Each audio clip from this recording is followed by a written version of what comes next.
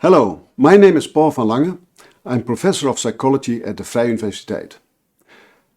This is going to be a very ambitious task because I'm going to address the topic of climate change. And I will be focusing on the question, what can psychology offer to mitigate the effects of climate change? And what is important there is, how can we change people's behavior? And that's very difficult because people tend to rely on their own habits and people are not always motivated to change. So what do we need as a scientist to understand how people deal with climate change? What you need to do is actually to diagnose the situation. What is it actually that people face? What kind of conflicts, what kind of dilemmas do they face when they face, for example, certain behaviors that they do, like to fly or to eat meat, all specific behaviors that are relevant to climate change. Now, what you need to do is to look at the conflict. What is the conflict that people face? And in my view, it's a conflict that is a conflict between immediate self-interest and longer-term collective interest. And that conflict has two key elements. The first one is a social dilemma. It's me versus we, me versus we, a very important dilemma. So, do I choose for myself or am I really concerned about our well-being? The second element is also very important, is the dilemma of time, temporal dilemma. It's now versus the future.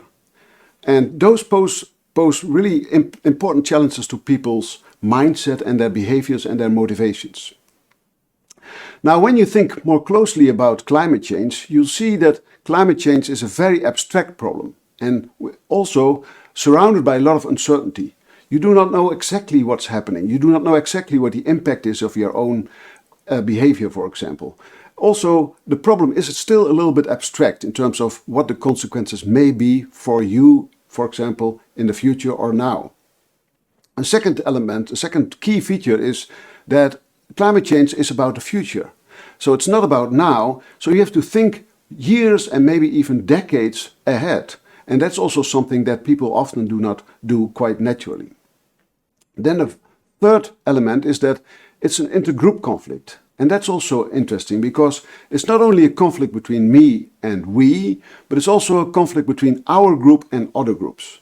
Think about the Paris agreements and the negotiations. They often take much longer because some countries do not cooperate so much as you would like to do. And that's very difficult, especially when groups need to cooperate with each other. That poses very important challenges. Okay, my solution focuses on something that I call crossing the boundaries. And crossing the boundaries is a sort of a framework that I use, a language that I use to approach the question of climate change. And which boundaries can we cross? One is boundaries of thought, another one is boundaries of time, and the third one is boundaries of space. I start with the boundaries of the borders of thought. And what you see then is that beliefs are quite fragile. I'm now talking while it is freezing outside. You don't believe it perhaps, but now it's winter in the Netherlands. And I think that if people are, for example, skating on the canals in Amsterdam, they probably do not realize, or they may actually express some doubts. Is climate change really happening? How severe is it? Especially when you see the ice on the water. So those beliefs are not so stable all the time. They are a little bit fragile.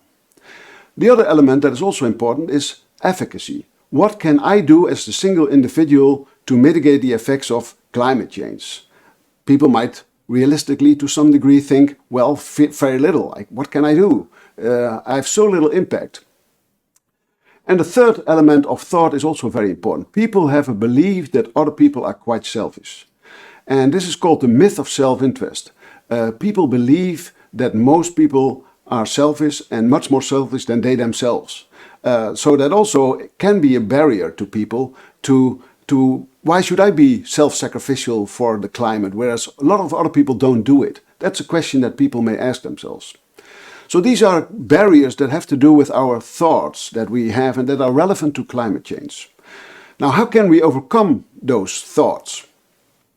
Well, one is, for example, that the government should tailor information And that means that, for example, in the Netherlands, for example, in the west of the Netherlands, what may be happening is, for example, flooding. Maybe in some, a decade from now, or 2 decades, or maybe 3 decades, maybe the water poses a threat to our houses in, let's say, the west of the Netherlands. Whereas even in a country as small as the Netherlands, in the east of the Netherlands, there may be a little bit of drought already. And in other countries, they face, for example, excessive heat that they cannot stand, that they cannot cope with. So there are different challenges in different locations. And it's important for governments to really think about what are the challenges that we face and to tailor the information and campaigns towards those challenges. And then the second thing is also very important, to show what people can do and be very concrete about it. I must admit that in the meantime that I'm working on climate change, I saw that there are actually some actions that are relevant to climate change, but that I just learned. One of the things that I learned, for example, is that if you buy flowers, that's actually not so nice for the climate, because the flowers are either produced, for example, in the Netherlands with a lot of greenhouses and a lot of energy and a lot of pesticides, or they are produced closer to the equator, and then what you see then is that those flowers need to be transported by planes to, for example, the Netherlands, the United States, all over the world. And that is also very damaging to our climate. So buying flowers is actually not so nice from a climate perspective. And my recommendation actually would be to buy plants. They also live longer. So why not go for plants? Very easy. And then you reduce the problem to something very concrete and specific and things that people can handle. The same holds for eating fruits that are off-season. I must admit that I love strawberries, and I ate strawberries for a long time, but also, for example, in December. But in December, then, strawberries need a lot of heat in the Netherlands if they are produced there, or they need to be transported by plane, for example, from hotter cultures to our culture. So this is also interesting. You could actually, rather than eating, for example, strawberries, you could just eat a pear or an apple. Much healthier for climate. So sometimes the specific behaviors are not that complex. A second border is the border of time. And what we see there is that people have a tendency to think about now rather than the future. But also people tend to prefer outcomes that are immediate above outcomes that are in the future. So for example, we may delay our visits to the dentist, for example, because we don't want to go to the dentist now. We don't like it very much. At least I don't, and most people don't like it. So the natural thing to do is to delay those visits, because you prefer the immediate outcomes over the future outcomes. That's a very important phenomenon. Another aspect is that actually, and this is very nice, that if you look at people as individuals and you look at people as advisors, then people in the role of advisors are much more likely to think in terms of the future. So that's also important knowledge to know. And why is this important? It's important because this helps you to cross the borders of time. What can you do, for example, if you are a government? What you could do is to speak to the people and think about our next generation. What does climate do, not to you, but to your children or your grandchildren?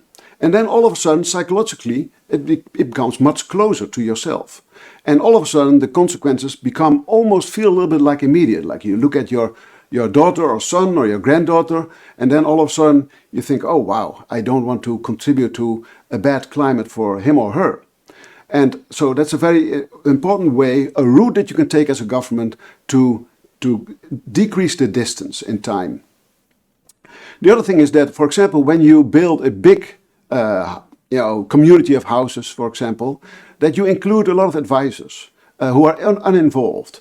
When you think of people, for example, people may think of the immediate costs and benefits, like, for example, is the kitchen large enough, or is the garden large enough? But as independent and uninvolved advisors, they are much more likely to look at the future consequences of this housing project. For example, what is the energy label of the houses, and what can we do about making this more sustainable for the future? A third one is crossing the borders of space, and this is also interesting from the of an intergroup dilemma. We know from research actually that groups are less cooperative and less trustful of one another than individuals are.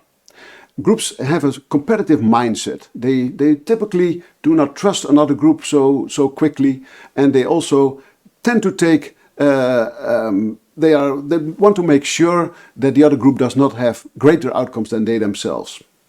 So there's a little bit of a competition between groups. And this is actually a very important phenomenon, has been shown several times. And how can we use this competitive mindset? What I thought about this was that what we can do is actually to use the phenomenon called competitive altruism, which means that actually groups may compete because they have a natural tendency to compete, but then for reputation. For example, what would happen if you implement an award for who has the cleanest city in the Netherlands, for example, or who is the most climate friendly as a city or as a soccer club or any group that you can think of. And then, for example, when you think of cities, the mayor would be very proud, of course, if they have a high ranking on how climate friendly his or her city is. And the same would hold for a soccer club or any other group that you can think of, or a university. So this is also an interesting way to think of how can you use competition, a natural tendency for groups, so that you act to the benefit of climate change.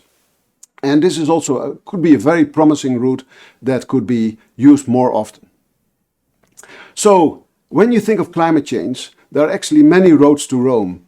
You can think of what you consume in terms of fruits, for example, no strawberries or off-season fruits, but apples and pears.